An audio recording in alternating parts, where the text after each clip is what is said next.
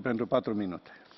President, Commissioner, colleagues, I wish to start by highlighting the importance of the very fact that this House has decided to evaluate and deliver its reports on implementation of the association agreement with the associated partners of the European Union. These are Georgia, Moldova and Ukraine.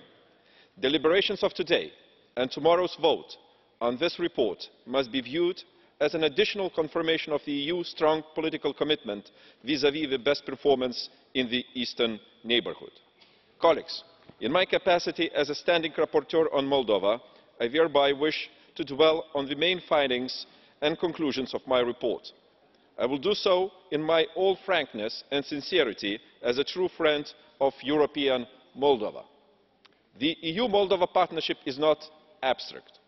EU and Moldova are bound by a very solid and comprehensive document, association agreement, which contains a set of legal and political obligations. It's a partnership based on common values, respect for the democratic principles and fundamental freedoms. This is exactly what worries me the most, a continuous and even deliberate backsliding in relation to democratic standards in Moldova over the last couple of years.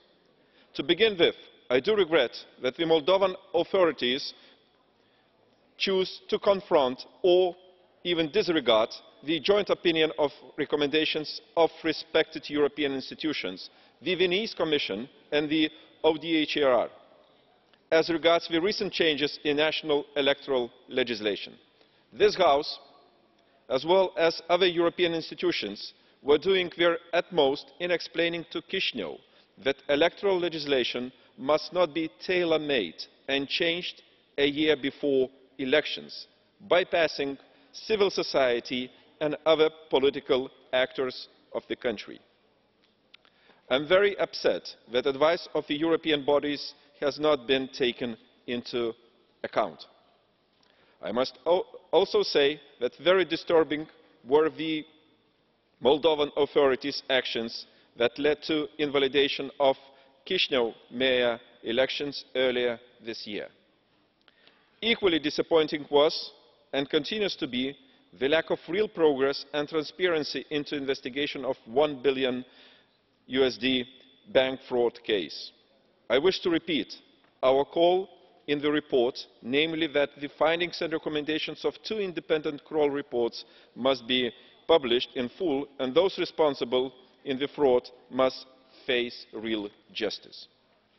To continue, I wish to stress that the so-called fiscal reform package is giving us grounds for another serious concern. Our report states that this tax amnesty scheme is substantially doubtful, insufficient and lacks transparency and sometimes even logic. For all the reasons mentioned above, I must say, and I am saying with this regret, the EU was left with no other choice when deciding putting on hold the macro-financial assistance and budget support programmes foreseen for Moldova. Moldova seems to be the first country, at least in recent years, that had to face such strict conditionality measures from the EU side that resulted in the suspension of the EU assistance. I am sure you will agree this is the fact that speaks for itself.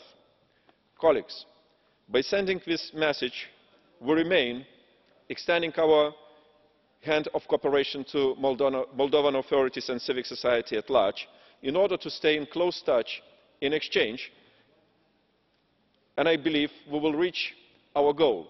Moldovans will understand that the only way forward is Europeisation, meaning a comprehensive package of political and economic reforms. Thank you.